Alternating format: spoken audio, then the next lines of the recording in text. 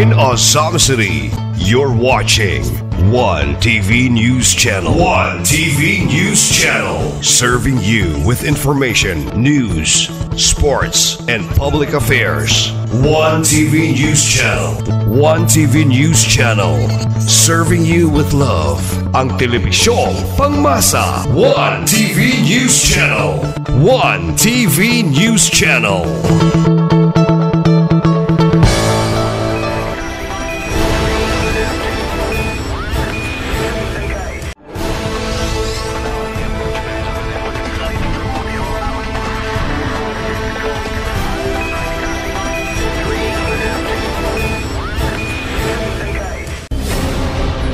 One TV special report. May buntag ka natong tanan. Wala pa man naabot ang ato ang barangay chairman kay si barangay chairman magidutay mo welcome ninyo no. So ako na lang. Sa ngalan sa itong barangay chairman, Honorable Constantino Lahay-Lahay, ako di ay si Pilamor Pilapil.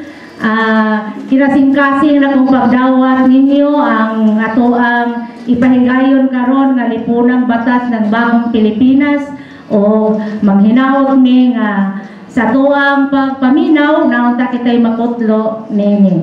Daghang salamat o welcome ka natong tanan. Okay, may context na no? Sa tulong ka barangay sa atong Honorable Santino Laylay kung sa atong magagawad sa amor sa pantaon, magagawad o sa atong isa kagagawad po si Laylahay kung sa akong kilid na si Peter Dopon no? Sa Dalapang salamat sa inyong pagkambong sa inyong pagkawalog sa nutrition sa National Women's Month no?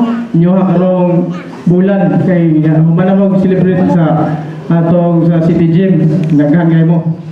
Ngayon karon murag selected lang mga kuan ba women's ang gipili no. Salamat mo nga kung napilian kung sa mga komite po nga naa diri. No, napili papili sa to sila kay murag ang budget po siguan na po tingali sa atong City Mayor. Salamat sa mayor nga nagpagayon aning lihukan karon ninyo aduna tay mga bisita taga si SWD si Ma'am Apple man si Radzi sa inyong mga kanang kauban sa media naputay taga media bahalag Sabado kay o ni sekretary pa apil man Sabado ani pero ato am ni obligasyon mga barangay official no di punta ka kuan kay 24/7 magin may mga kapitan o labi na sa mga atong mga barangay official. Salamat sa inyong pagtambong nga hinaut nga unta makakaton mo sa mga murag patas nga kuan ba kay ambay murag labaw-labaw ni sa laki ron kay pwede na mong latag laki kami di mo kulatan no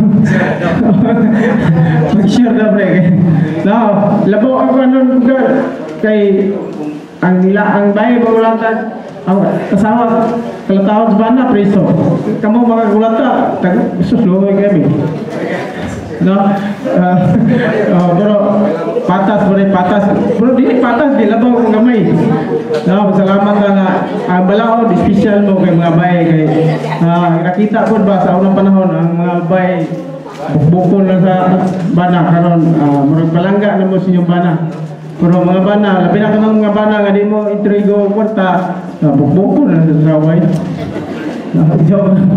salamat kayo sa atong kuan sa binyo nindot kayo kay kurang sige kay bugnaw no bugnaw di kay diri kuno una isang init yung panahon kaya kugunto po may buntag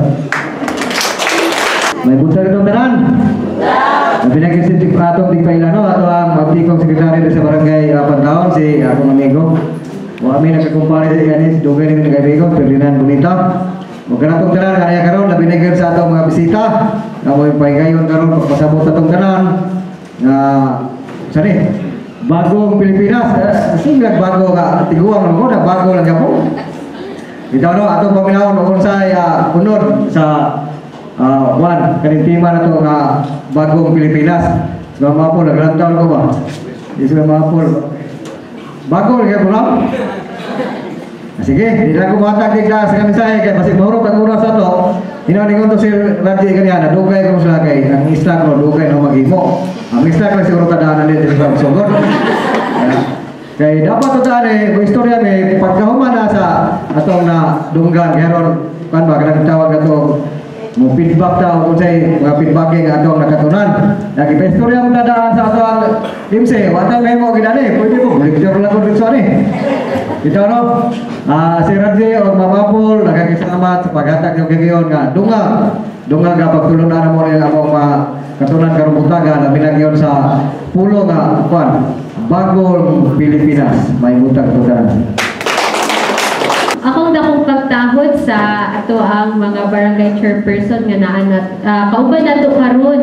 Of course, although wala man pa si Kapitan Constantino de Lahay-Lahay, salamat kay kaubanan sa iyang barangay councilors o mga barangay workers, no? Thank you kaayo sa inyong pag-accommodate namo dinhi. And also ato ang chairperson sa Lipuson Gregorio S. Campos, and sa Dalapang we have chairperson Honorable Peter S. Dumon. O sa mga barangay councilors nga uban pud sa inyong mga kapitan o sa mga ato ang mga barangay workers. O of course kauban pud nato karon ang ato ang Police Staff Sergeant Ma'am Janeline Comison Abing, our WCP from the WCPD PNCO of Ozami City CPS, kauban po sa iyahang mga kauban sa opisina. O ako po ipaila-ilang kauban po si Sir Radji Gomez, ang among Social Welfare Officer 1. Ako ang focal person sa Senior Social Pension Program. So later pwede po na mangutana if na mo yung mga pangutana. O Ma'am Delia Ra sa Mamong Baker Worker 1. O banahin po sa iyahang husband. O amo si Sir Anisito Sigario. O amo ang mga social work students from Misamis University. Good morning kanatong tanan. Okay. So magpaila-ila ko. So ako si Apple Jane Maligtong, Social Welfare Officer 2 sa CSWD. Gagunit po ko sa Women Welfare Program as vocal person sa adoption nga programa, foster care program nato. Ug labi na ang amo ang center nga Pag-asa Youth Home nga nag-cater sa children in conflict with the law of the children at risk. So katong mga bata nga minor de edad ng mga lalaki o babae nga naay mga kaso. So karon although wala ang among social worker nga si Ma'am Jasadel Tamparong, siya pod ang social welfare officer 2 na nag-cater pod siya sa mga women abuse of children. So kung naa sa iyahang mga abuse na mga biktima, napod sa amo ang mga offender. Pero kung mangutana mo, mag-away pod mo mausahay sa inyong mga cases, dili mo pod. Okay. Wala mo pod na siya nahitabo. Usahay na ay mahitabo nga ilaha ang victim, amo nga pod ang minor de edad nga offender, nga perpetrator. So karon, later on, mag-isgot si Ma'am Abing sa special law sa women, protecting women and children. So natay 9262, Anti-Violence Against Women and Children. 8353, Anti-Rape Law. Ang ikatulo nato, 7610, ang Child Abuse Law. So since naguna naman mi dinhi, amo sa hisgutan ang referral system. Okay, unsa man ang referral system nato? So una gid nato mga barangay workers, dapat kung naatay kliyente nga mo adto sa inyong barangay, namo kitay different types of client. Una nato walk-in client. So katong mga kliyente nga mao gid sila mismo ang ning adto sa inyong barangay office para mangayo sila assistance or tabang regarding sa ilang cases, whether abuse pa sila nga babae or victim of rape ba ang minor de edad or 7610 ba siya nga ang bata gi-abuso or naay mga, for example, physically abuse, ingana. Ang ikaduha nato, reach out client. So kinsa man itong mga reach out client, ang mga kliyente nato ka na kining wala sila mismo ning duol sa inyong opisina pero nakita nato na kinahanglan gid kaayo di ay nato sila tabangan. So ang barangay workers ning adto dito sa ilang panimalay kay naay moy nahibaw-an ninyo nga ang bata is neglected, meaning malnourished na, wala gitagaan sa saktong pagtagad sa ginikanan. So manay reach out client nato. Ang last natong clients, ang makonsider nato na mga referral or referred clients. Katong mga kliyente nag-refer sa police, gikan sa police sa inyuha, or gikan namo, gi-refer namo sa inyuha, or katong mga silingan ninyo nga naa sila mismo ning adto sa inyong opisina din ingon nga nami refer nga client ma'am. So naos unta nga matabangan sila. So mo na mga different types of clients nato. So sa referral system, kung mag-hisgot ang referral system, una gyud natong i-consider, i-identify sa muna nato ang cases. Unsa man siya nga kaso. So kung kay nga to ang hisgotanan karon is VAUSI, so ang VAUSI daghan kay siya og mga ang ginatawag natong act. Una, physical abuse. Ikaduha is sexual abuse. Ikatulo, psychological abuse. Ikaupat is economic abuse. So kanang mga kining special laws dato nga kining tulong atong hisgutan ni Ma'am Abing later. Special law ni sila ha. So kung mag-hisgot ang special law, dili gid siya pwede nga i-dialogue sa barangay. Di siya pwede i-settle. Okay, for example, physically abuse ang babae o ning report siya sa barangay. So dito pwede nga i-settle nato siya sa barangay. So directly yun, kanang mga inganang kaso nga VAUSI, diretso gina siya sa WCPD. Ang WCPD, tagaan pud mo kining intervention or advice kung unsa may buhaton sa ato ang biktima. Ma'am, kanun sa man ta makaingon nga pwede ra ta mag-dialogue sa barangay. Cases like for example child custody, dili na necessary nga i-diretsyon ninyo sa amo ang opisina. Kaya ang child custody, pwede ra pa ba dato siya i-dialogue within muna sa barangay nga level. Okay. So pero kanang mga economic abuse ma'am, special law maka ang VAUSI. So diretsyon ang economic abuse sa WCPD. So naay cases pag economic abuse, depende na po siya sa kliyente, pero gina-encourage po mo sa WCPD o sa amo CSWD nga mag-dialogue sa muna diri sa barangay. Kay later on i-discuss man ni Ma'am Abing nga ang economic abuse manggod, dili lang siya mere lang suporta ang inyong gipangayo. So kasagaraan daghan daw sila kaso na na-dismiss jud siya sa korte kay ang mga evidences is kini lang wala ni suporta ang lalaki ba. Ang economic abuse is more than only support. Dapat naa siya condition. Natin mga ebidensya nga maipakita nga na-condition ang lalaki gipangayo. For example, sige, sustentuan ako imuhang anak pero makita sa ta. Pero diri sa ako apila ka adlaw. Pero diri sa ang mga bata, mo na siya condition.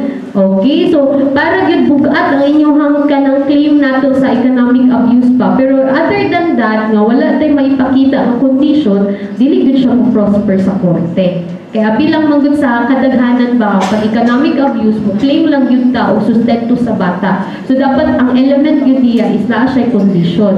So once ma-identify nato nga VAUSI cases ni siya, so ang ngay yun dato siya nga i-refer diretsyo yun siya sa WCPD o sa CSWD.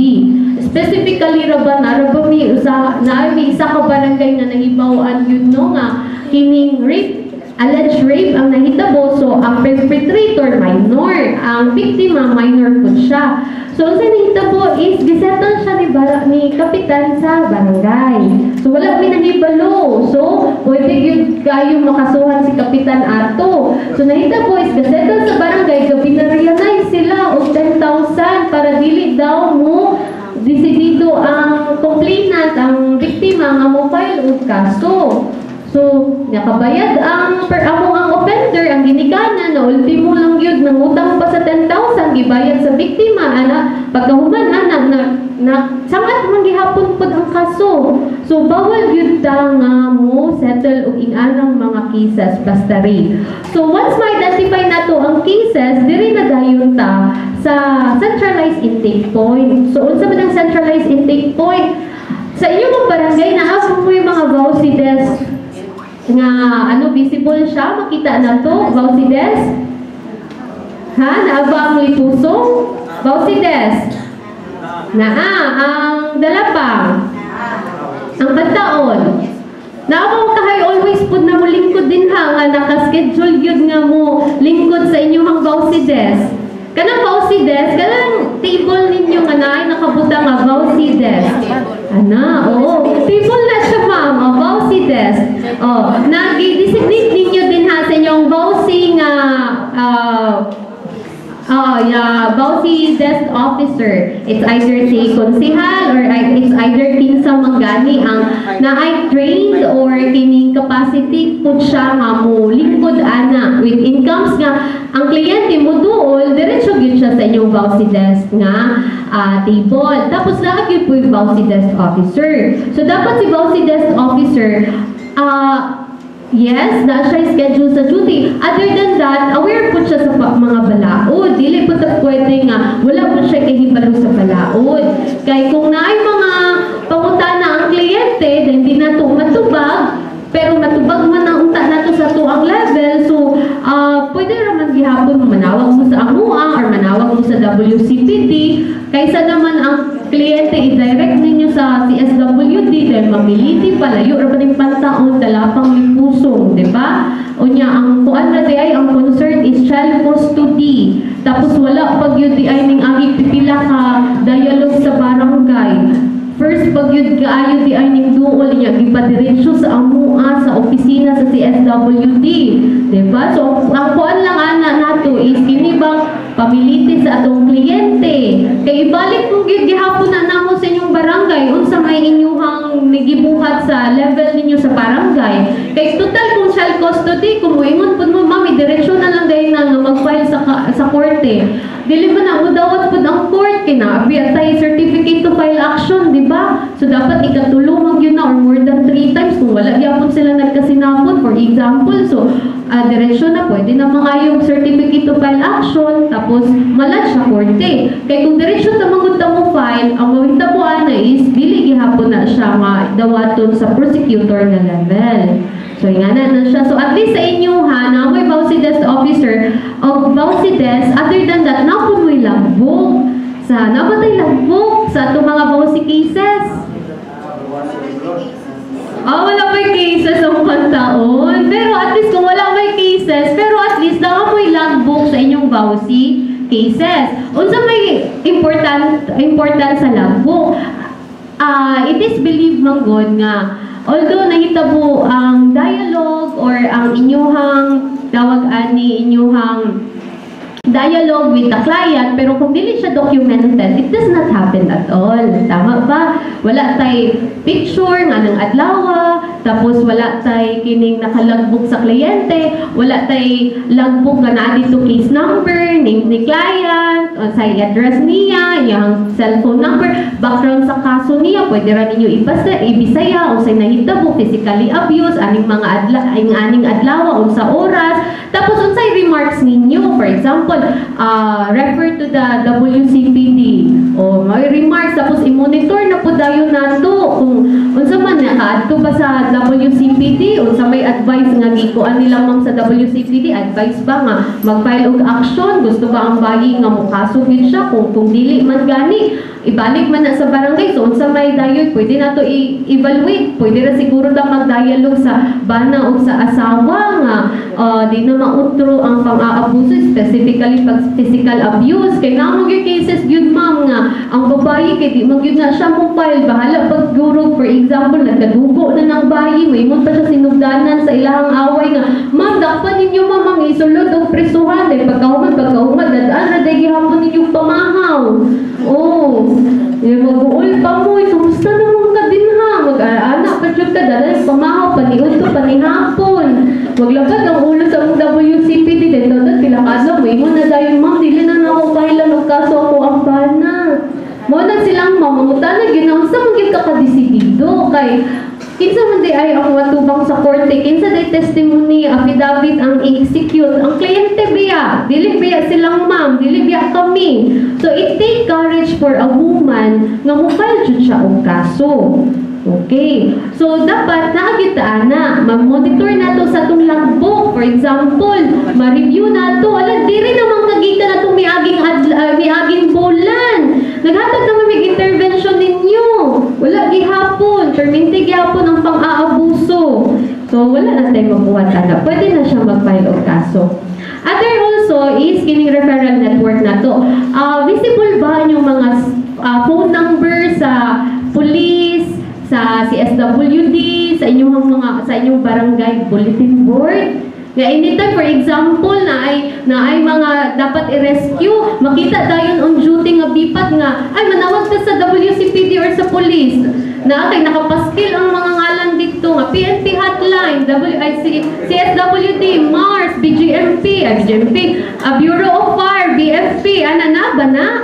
Kaya ano, imagine na yung sitwasyon. For example, ang bipat na to nga on duty na ay mga bata nga gainom-inom or kanabang, for example lang bata nga nagrayot, so kinanglan yun na to og kining rescue sa police. Tuwi siya, mga yun sa kong kapitan og number sa police, si kapitan kay wala man dira. Ang mga yun sa kong konsihal, si konsihal wala po dira. So maabdan na lang tanga, wag yun, ang dagan na mga batanon, di na ninyo madakpan. Or madakpan man gani ninyo, taon-taon pa man gani. Specifically ra ba ka na yung mga rape cases, kana siya.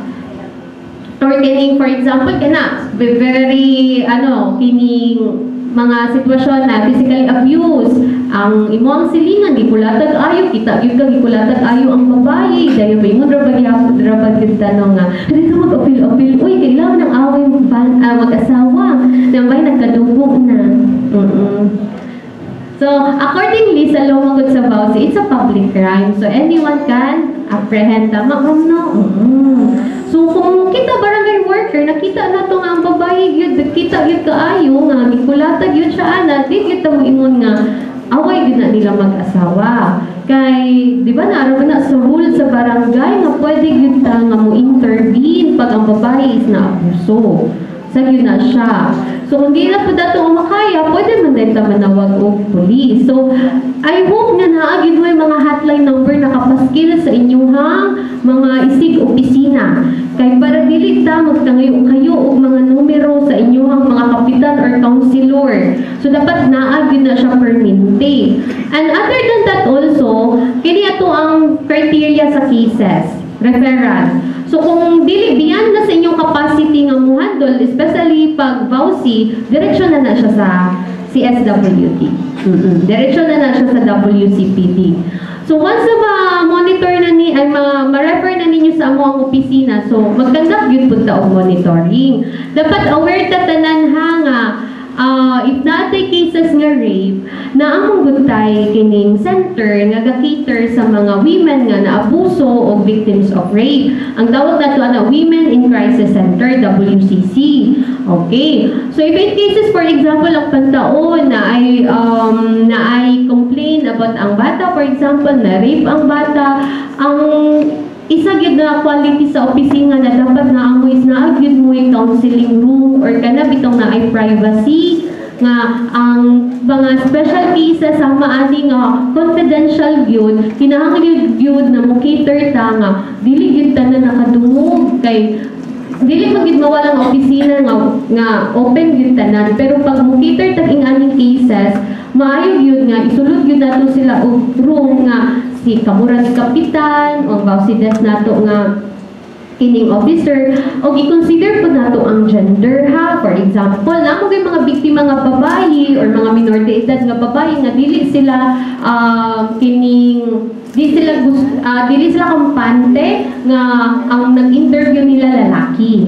So ipangutana gyud na ninyo kay at least aware ta nga unsa man okay ra ba nimo mo interview nimo si kapitan or amo ang VAUSI among Committee on Women and Children tapos inyong committee kun siya lalaki for example so kung mo siya okay ra gyud ka okay ra siya pero kung dili okay dapat natay designate na another nga babae nga konsehal nga siya pwede mo interview ato ana. So kay ngano may hitabo ra ba to Marites Marisol mong ta sa opisina ko na abot na ni si Ana kay kulata siya siyang bana din sure siya dito for example kulata ko sa kumbana mo din sige mo pangutana dahil wala na ang uban ani kay naminaw na pagwala sa kliyente ni nguna dayon tong dito na kasi nagtabuya uy wala uy naunsa to siya ay kato siya naningkalat na sa barangay Pangtaon ang issue niya nga diba so kaulahon po sa biktima ba nga biktima na gani siya sa circumstance process, ang mahitabo pag yun is na mahimo pag yun siyang kining has issue pag yun siya sa barangay kay dapat ba aware ta na na yung confidentiality sa itong cases kay pwede yun ta mapailan po ana if in case nga i-disclose na to ang information labaw ng mga sensitive cases like rape. So balik ko na to pag ang bata na rape victim nakita na to nga di siya pwede ibalik sa ilahang balay or sa community kay ang perpetrator kay for example papa insist. So ang cases manggod ana kung atong iuli ang bata sa ilaha ang perpetrator papa lamang kay una kung caught in the act ang rape wala problema pwede dayon madakpan ang si perpetrator pero what if be nga dili caught in the act ang second nato is kining disclose ang bata pero pila na kabulan ning labay. Diba? Dili man ta pwede makadiretso og dakop ana sa perpetrator kay kinahanglan pa mong gipud na moagi o kining criminal proceedings kinahanglan pa tag warrant of arrest. Oo, kay kung caught in the act nakapatong ang lalaki sa biktima kana pwede gyud na nato siya ma-arrest ana kay kita naman caught in the act. Pero kung wala pa pagpila ka bulan ay pa ning disclose ang biktima may tabo ana isang lalaki dili jud ta diretso nga makadakop niya kay naman tay proseso magulat pa man tag warrant of arrest sa korte nga atuwa siyang ma-serve sa warrant para masulod na dayon siya. Oh, so pag ingatang cases, dili na to ibalik, i-assess na to ang family. Capable ba ang family, especially pag insist. Kaya kung insist mo, pwede mong good nga ma-influence pa yung bata ba, mapenetratan pa siya o kining mga information nga ayaw na napahili o kaso, kaya mo ramang gihapon ng papa o sa mga iyaan, uyuan, nga nung akong di-encourage good ang barangay, kung na-assist ninyo nga ang bata, dili siya ibutang sa relatives, kaya pwede yun siya ma-influence sa iyang mga relatives nga dili na lang mo file o kaso, ang atong buhaton is i-refer nato sa muang opisina kay naatay WCC. Dito na kung ginalodge ang mga bata nga biktima or women nga biktima while pending ang ilang kaso para dili yun ma-influensyahan. Dito bawal mo sila bisitahon sa ilahang mama ginikan especially kung ang papa insist. So even ang mama dili gani nang mabisitahon og pila ka bulan sa mga iyaan para gyud mo prosper gyud ang kaso ba kay nadyo may pipila gyud ng mga cases nga ang bata matingala na lang mo atras na sa kaso. Oo, dahil kami ra ba dahil social worker ignon nga. Unsa may gibuhat social worker ano ang bata di naman mo padayon sa kaso. Ato mo dapat una amo ang role social worker is enabler, mediator, mo assist sa kliyente pero ang mulingkod man gud ang affidavit ana na mo kuan sa ilang affidavit sila biya ang mo i-interview sa police. Other than that also sila po'y mulingkod ang babae or ang bata mulingkod po sa korte. So kung dili na siya mutingog, wala na. Luoy pud mi kaya amo ang gipaningkamutan biyag ayo amo ang client pero ang mahitabo is wala na ang babae kahilom na dili na siya mo-file na siya di na siya mo-file og kaso dismiss ang kaso. One TV special report.